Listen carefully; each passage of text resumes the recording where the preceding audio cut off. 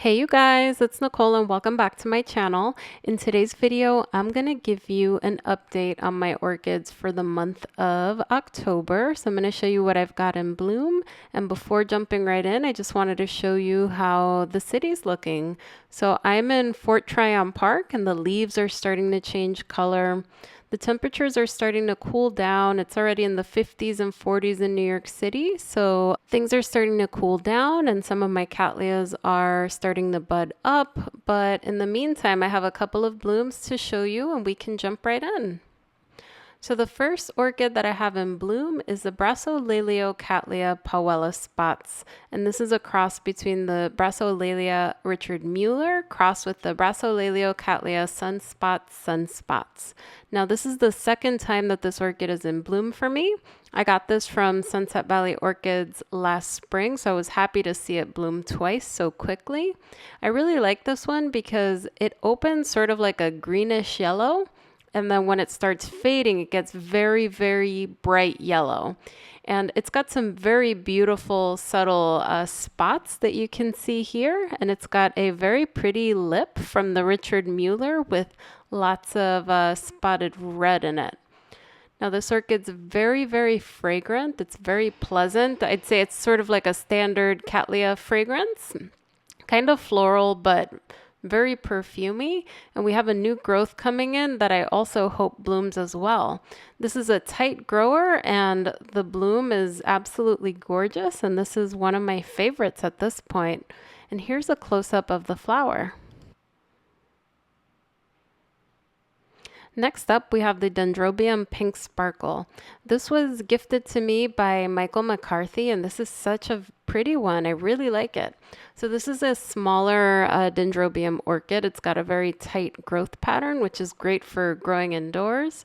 It was a division from Michael's orchid, which was nice, and it bloomed very quickly.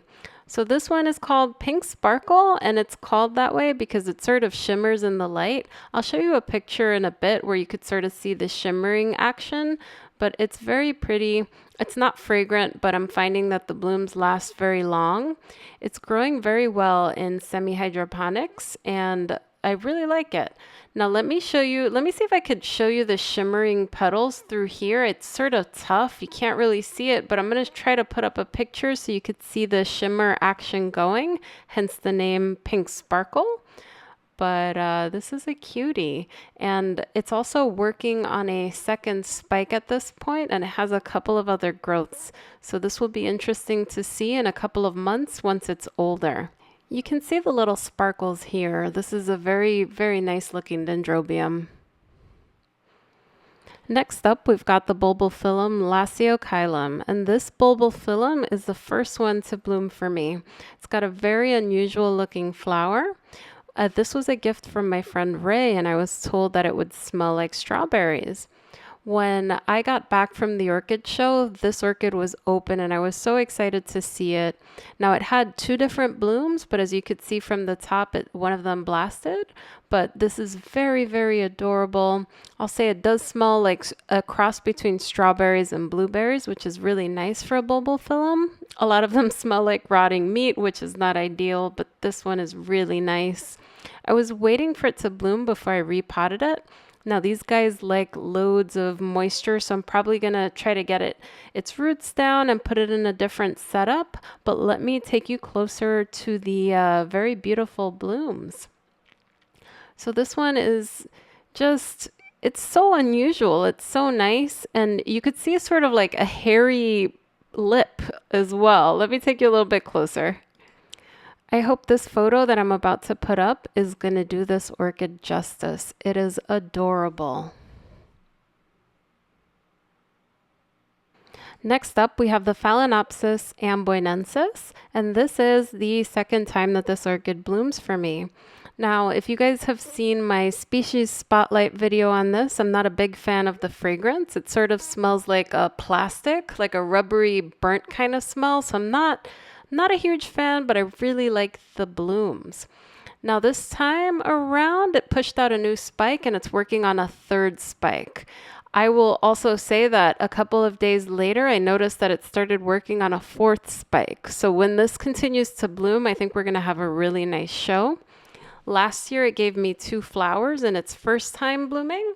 And this time it just gave me 1, but I'm very hopeful with all of those new spikes coming in that we're going to have a really, really nice show either later this winter or early in the spring. Now this orchid there's many variations of it. There's some with a yellow in the background, but I really like this one with a white creamy background. I think it's very aesthetic and really nice. Up next, we've got the Dendrobium Green Flash, and this is the first time this orchid blooms for me. So I got this from Gold Country Orchids last holiday season. So I've been growing it for almost a year now, and it finally opened for me. So the blooms came out a little wonky, which is to be expected for a first-time bloomer, but I think subsequent blooms will be much nicer. This orchid is growing happily in semi-hydroponics. I have it in a water reservoir constantly, and I'll say that it tends to drain its water reservoir very quickly. And when I mean by drain, I mean it just goes through water really quickly. So I have to water this constantly. I'll probably give it a new pot, but I'm very happy to see that these Latoria types, they tend to be pretty thirsty.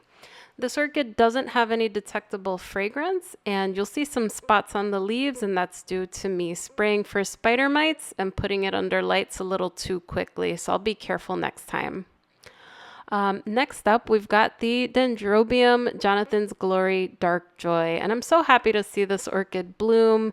This is also a gift from Michael. I got it along with the Pink Sparkle, and it is a Kingianum hybrid, so it's got lots of Kingianum in it.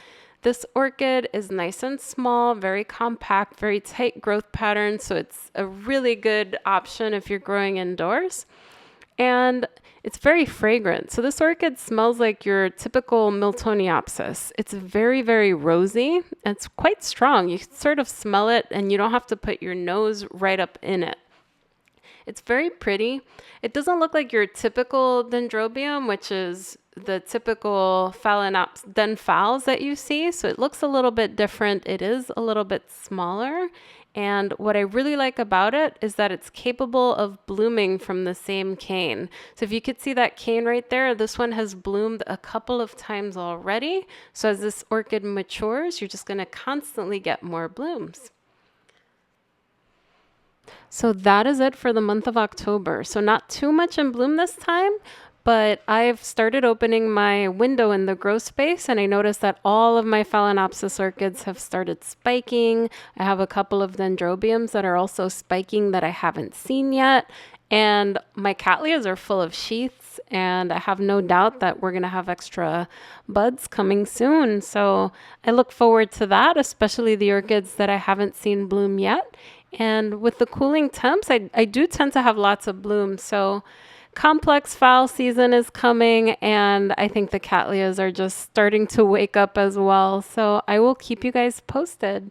If you guys like this video, don't forget to give it a thumbs up and subscribe for more orchid content. Thanks for joining me, guys. Take care. Bye, everyone.